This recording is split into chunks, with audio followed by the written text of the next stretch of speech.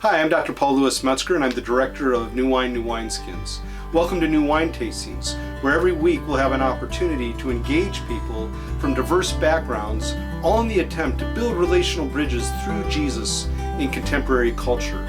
We are desirous of the opportunity to engage in deep and meaningful ways, and we're really thrilled and excited to have you with us. Hello, I'm Dr. Paul Louis Metzger, and welcome to New Wine Tastings. It's my privilege today to introduce to you Dr. Robert Potter. Dr. Potter is a cherished friend, colleague, and advisor to me in a variety of capacities, including his work on behalf of the American Association for the Advancement of Science with their Science for Seminaries program, advising Multnomah Seminary and New Wine Tastings, or New Wineskins rather, on how to incorporate science into our curriculum to help prepare pastors for scientific engagement, how to help pastors be better equipped to minister in our scientific age. He's also a medical doctor by trade and also has a doctorate, in addition to his medical doctorate, in the area of religion, psychology, and also ethics from the University of Chicago. And so Dr. Potter, thanks so much for joining us today at New Wine Tastings for a discussion on depression, especially during the Christmas and holiday season. So thanks so much for joining us. I'm happy to be here. Yes.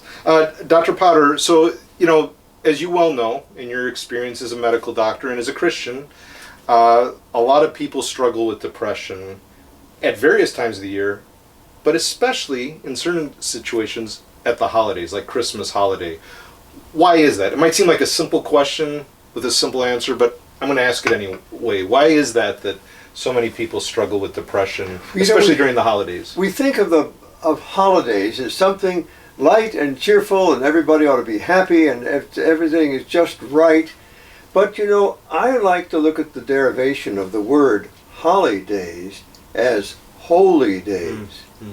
And I know from my study of religion that down through the ages, the encounter with the holy is both a joyous and a bright and light-filled experience, and at the same time it's heavy. Mm. It has its dark side. Mm. It has its side that's a demand on us. Mm. And so already, the holy days are already a mixture of light and dark. Mm. But for so many people, they've been expecting the light, and something has happened in their life in which the dark has become dominant. Perhaps it's been a traumatic event. When I was practicing medicine in Kansas City, I did not want to be in the hospital on Christmas Eve. For 3 years in a row, in the maternity ward, we have had some mother have a ruptured uterus, which is a near-death experience during delivery. And that becomes trauma. Now, most people don't have trauma of that level, but they've got trauma. Their grandfather died. Somebody moved away that was precious to them. They lost their job. There are many kinds of things that happen to us that are trauma, that ordinarily we can absorb it, be resilient to it, survive it, move ahead. But so often when it occurs around a holy day, it becomes more and more important to us, more embedded. It always is there. It doesn't go away. It continues to recur. So that's one of the ways that happens. A lot of people talk about this blues at Christmas time, and more in terms of that seasonal affective disorder, which means that due to the darkness and the cold and so on, that our brain becomes less flexible and fluid and buoyant, and we get into a dark blue mood. And that really is something that people experience. Often we even think that at Christmas time is the peak period for suicide, but it actually is not. Turns out when you look at it, there's a slight rise in suicide rates in spring and summer. Mm-hmm. Nevertheless, when it happens around these seasonal holy days, it has a greater impact on us. I'm interested in what we say about the Christmas season. Is it a time of light? And we light things up, and we try to do something to penetrate the darkness. It's almost as if culture has an innate notion that if we would just light the world would be lighter. Mm-hmm. but it's not. For me, Christmas time is the time that I long for peace on earth. And I look around, and the fact that we are not at peace on the earth, that refugees suffer here and there, that people are in constant trouble, where problems keep mounting. It's hard for me to be happy at Christmas time. But the concept of light, as we experience it in our New Testament and Old Testament writings about light being that which is given by God to bring the world into hopefulness and joy, is something that has been translated into this notion of the seasonal affective disorders, that is, the dark and the cold, sort of bringing on this sense of depression, this sense in which life is not as good as it ought to be. And so I find it not at all unexpected that in times of great festivity, that many of us keep a remnant of our thinking down on the dark side. And there's some for whom that dark side rises to where they have a lot of trouble facing the seasons. And I really appreciate what you had said about the holy. There's that tremendum, there's that awe-inspiring wonder, but also there is a travail. So I really appreciated that emphasis on holy with holidays. I wonder, and this will lead us to transition in a minute toward depression in general and how we view it so often in the church and in culture at large. But I wonder if in some respects we set ourselves up for failure with holidays in that we expect everything to come together. We expect everything to go so well, in part because it's holy, because it's sacred.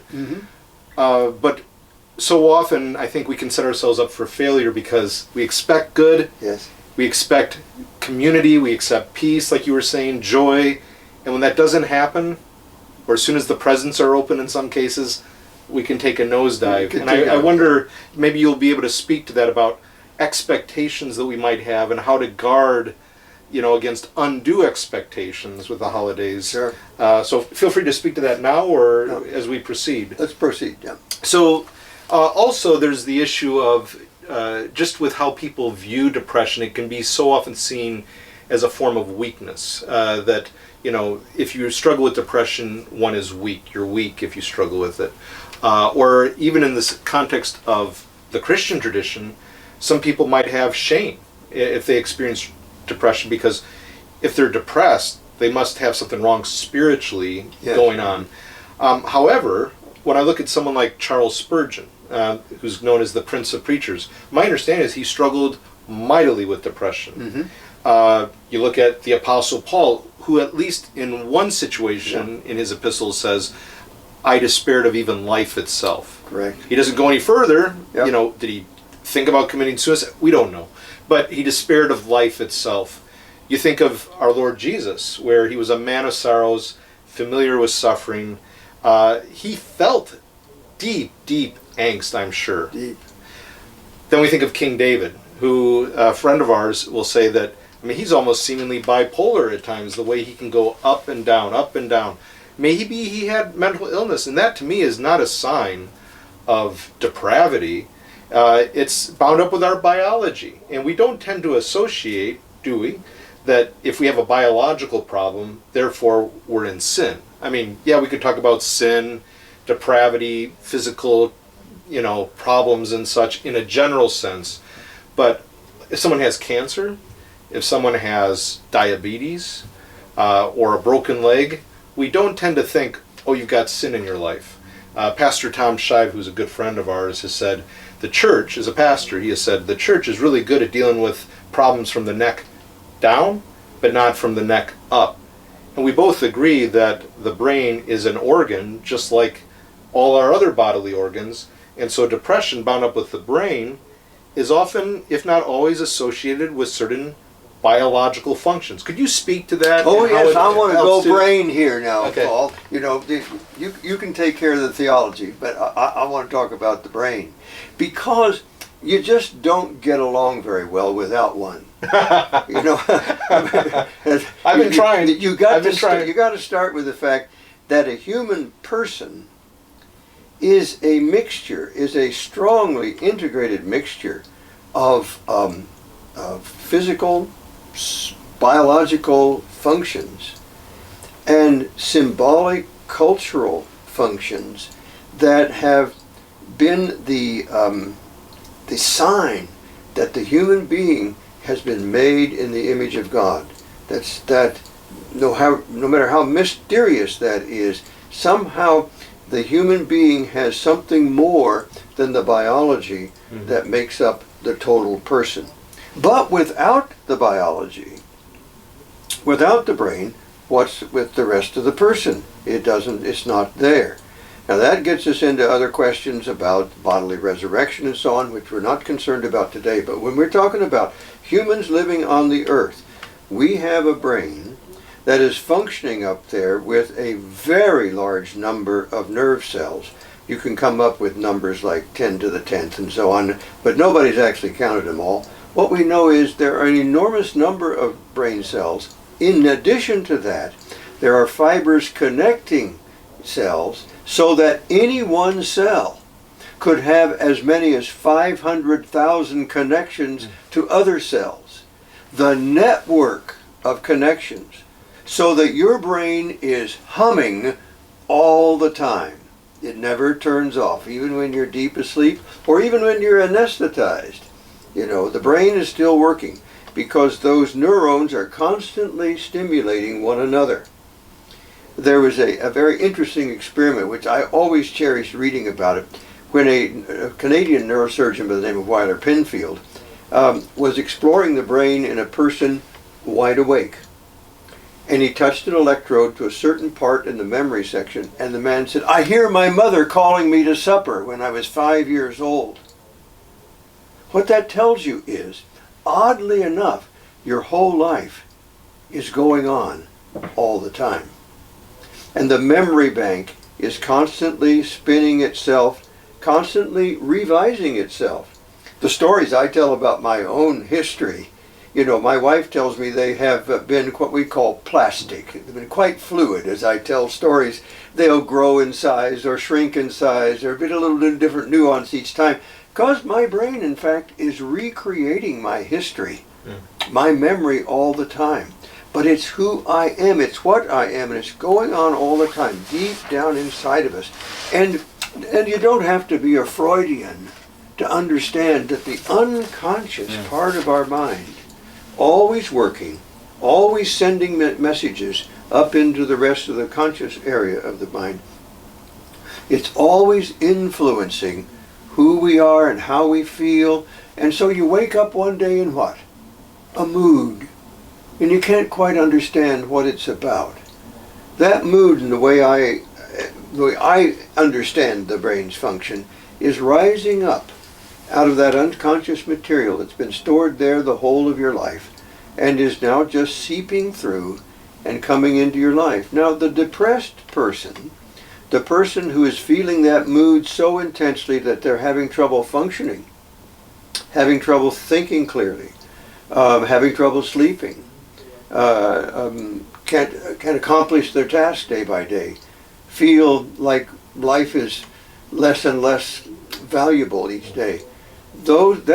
Folks who are thinking that way are really living through those parts of their life that drag them down.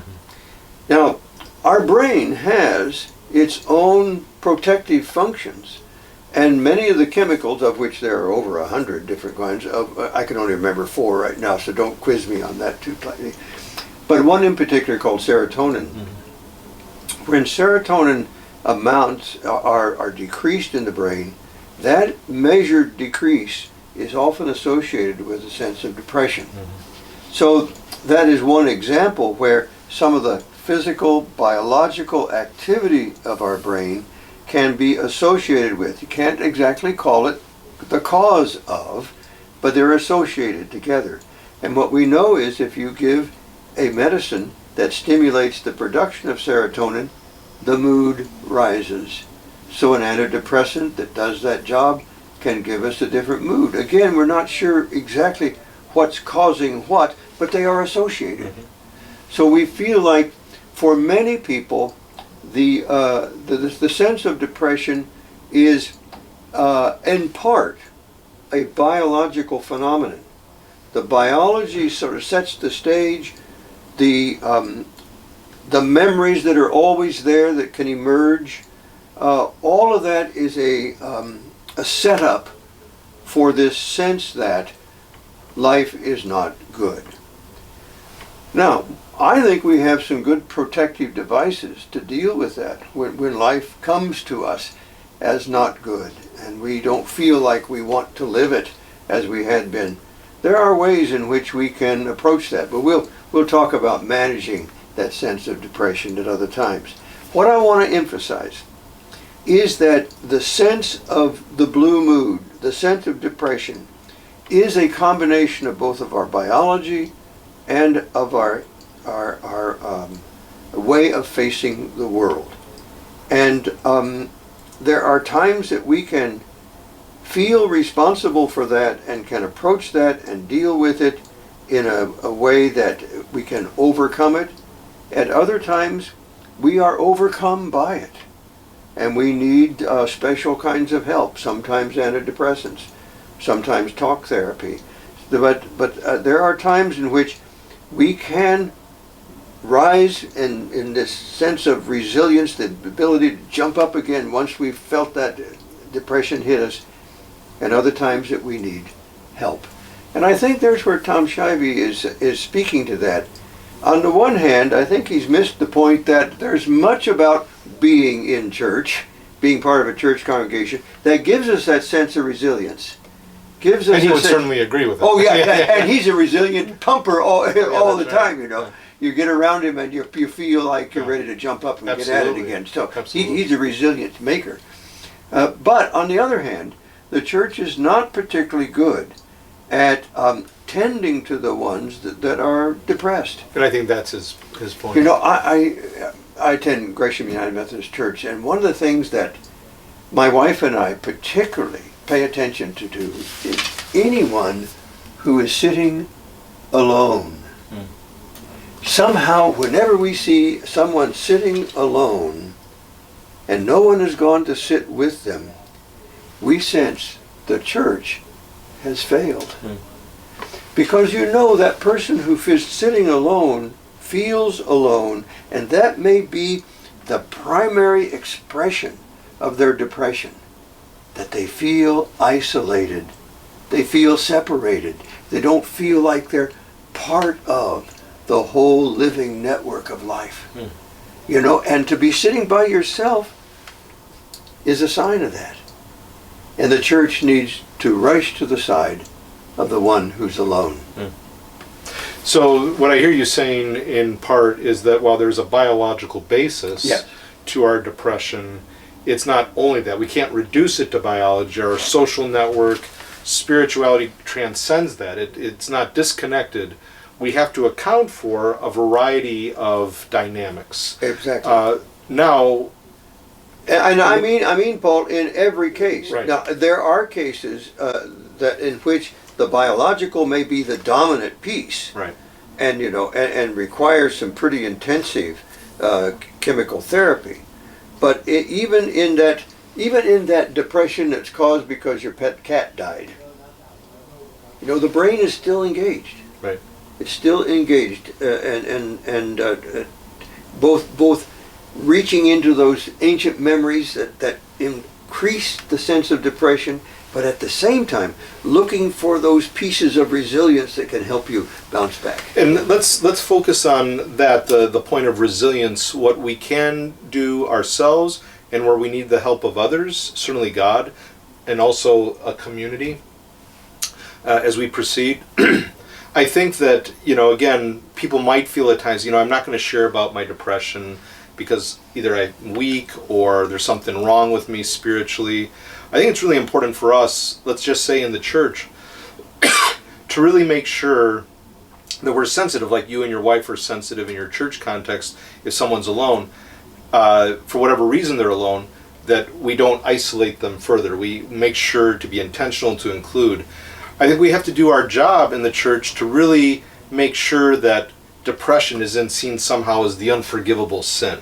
Yeah. And I think that we really need to move away from a kind of shame-based engagement, that we really somehow cultivate an environment, a social environment where we would hope people would share. I mean, when I take prayer requests in context, usually people are praying for, the cat that's up in the tree, and that's a good thing to pray for. or they'll ask for prayer for, a physical need for a loved one.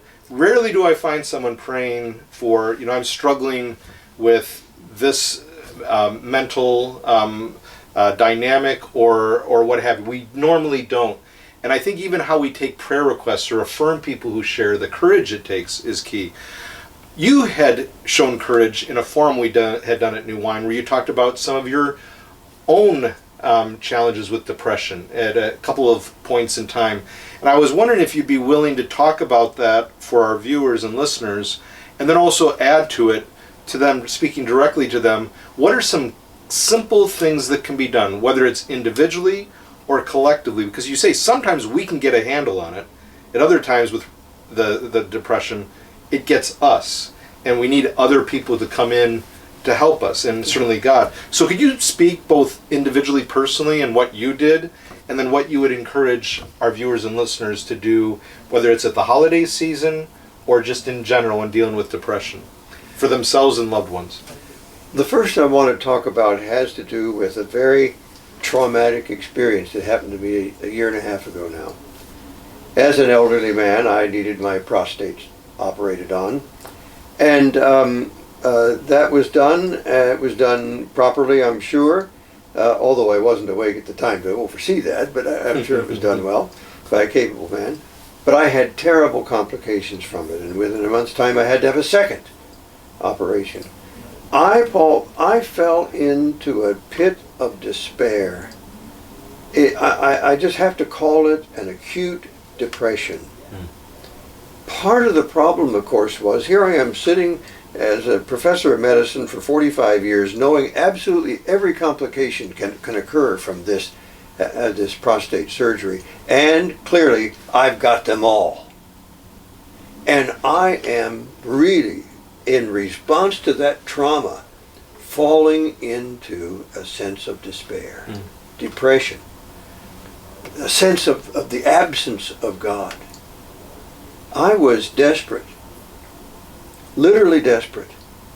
Called my pastor. He had written a book about going through the valley of despair. I got it out and I read it and talked with him. Began using some spiritual exercises that I was familiar with, and gradually I felt myself rising out of that despair. In that instance, it was a specific traumatic set of experiences and a specific kind of therapy, getting started on thinking through. No antidepressants, just thinking through the nature of falling into despair and how do you grasp the trust that you used to have in God. How do you repair that? How do you bring that back again? It was through rehearsing some spiritual exercises, which literally were ancient pieces out of monasteries that I'd used many years ago, and in a matter of weeks, I was, in a word, cured.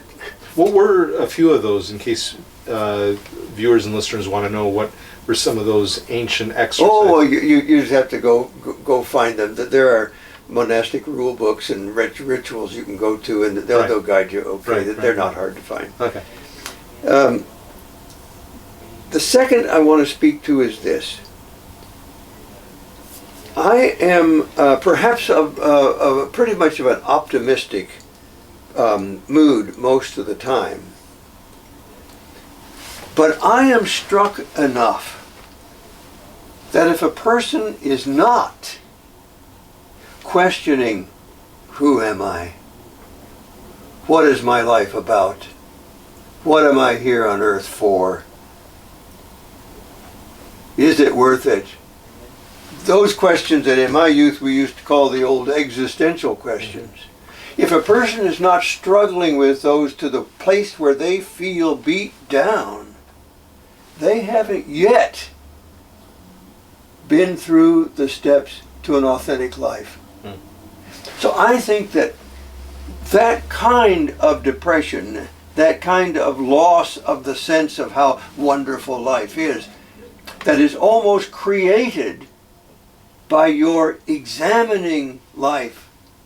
If you don't have that, and maybe even have it recurrently, so that you continue to explore your life at a deep level, even at a deep enough level that it almost feels like being depressed again. If you don't have that experience, I wonder how it is that somebody who's happy-go-lucky all the time, have they really examined the depth of life? So just to pause for a second, just for the viewers and listeners, I've heard you share two things by way of response of what one can do. And one is, again, seeking someone you trust, seeking out someone like your pastor. Right. And also drawing from the rich history of Christian faith. The rituals of the past that sustain the rituals of the past that sustain people in dealing with the holy. That's right. The tremendum, if you will, to use Otto's language. I think there's certainly that, and you've accounted beautifully for that factor. Someone you trust that you go to, someone who can assist you, help guide, going to the rich history of the Christian past, and then also the matter of if we're not struggling, maybe we haven't really lived life to the full. So it's not that we to the full or to the depths. To the depths. To the depths where a little sense of despair is down there along with the depths. And it's not that we should always be seeking to go into despair, but we can at least find light at the end of the tunnel that maybe this is actually not abnormal, but supranormal. It's taking us to where we need to go, not to leave it there, but to go through it so that we can become deeper people. So that, I hear, is part of what you're sharing, an encouragement to the... You have it exactly. You have it exactly. And I experienced that more during these holy days.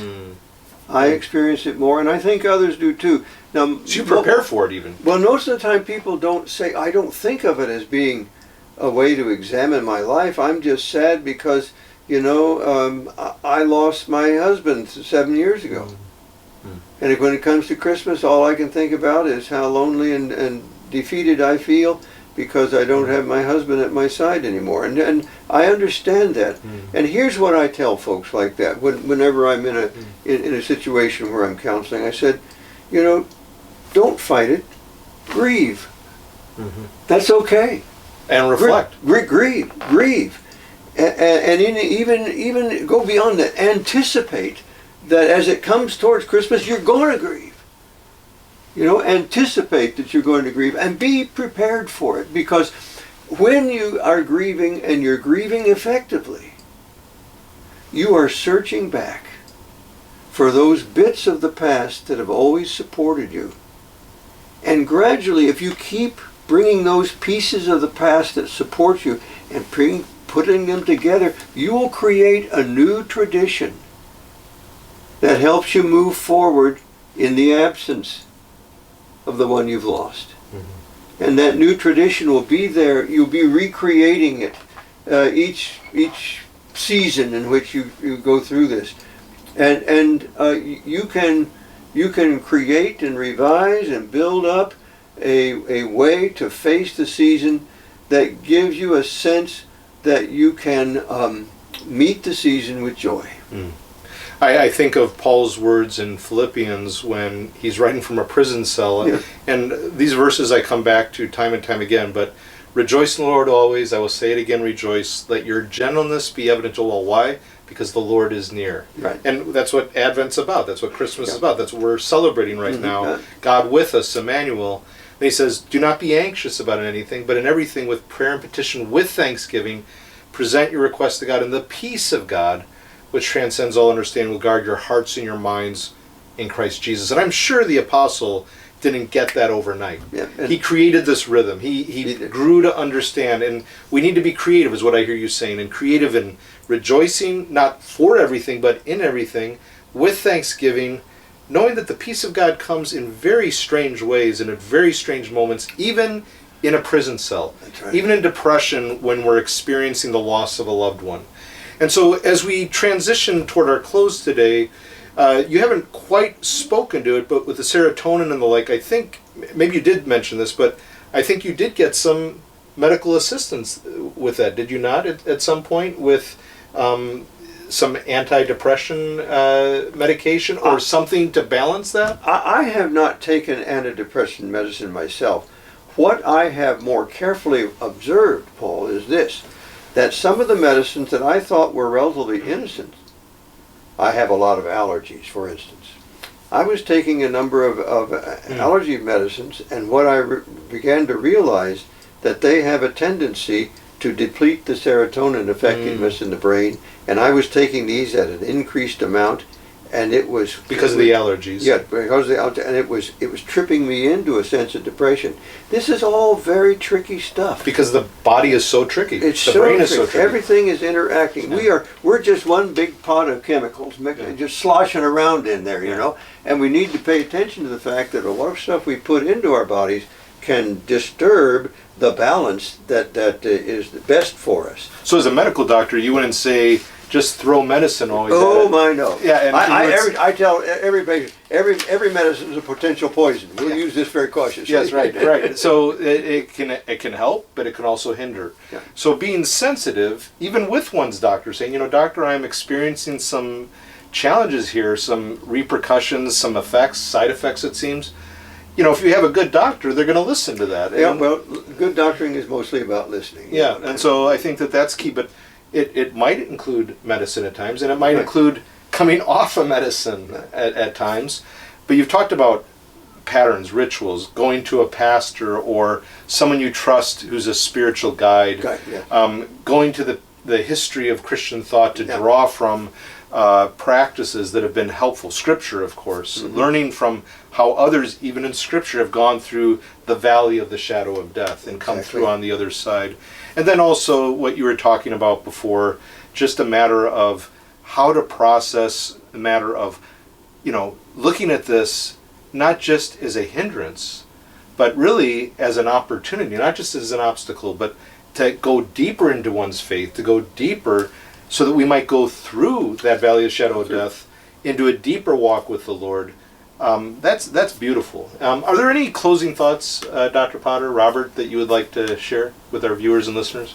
Well, I've often tried to understand how I talk about spiritual depression. And I think that's tricky to try to separate spirit off from everything else about a human person. But there are ways in which the spiritual depression for me comes when my sense of the meaningfulness of life, the sense that I have lost my connection through God, to God through Jesus Christ, when somehow that all is not lined up, that my life feels like it's slipping away into the depths of despair. And when I begin to re-examine that and say, okay, what is there a little piece of doubt over here that's doing that? Or have I forgotten something that was very important as a cornerstone to my faith? Let's examine it again. I am a firm believer that studying theology, Paul, is therapeutic. Well, this is music to my soul. This is music to my I soul. thought maybe that would cheer you up. Yeah, it's taking me out of my depression. Now, not every piece of theology is stimulating and spiritually enriching, but for me, whether you call it theology or not, but it's the spiritual reflection of life that, to me, gives it all a sense of meaning and gives me the great buoyant joy of life, which I'm experiencing right now. That's beautiful. Thank you once again, Robert. It's been my privilege once again to interact with my friend, my colleague, an advisor of mine, Dr. Robert Potter, a medical doctor and also a medical ethicist. and a devout Christian on this subject of depression, both in terms of the holidays, these holy days like Christmas, and beyond. Robert, thank you so much for your time. It's great to be with you at New Wine Tastings. I'm very pleased to be here. Thank you for being with us.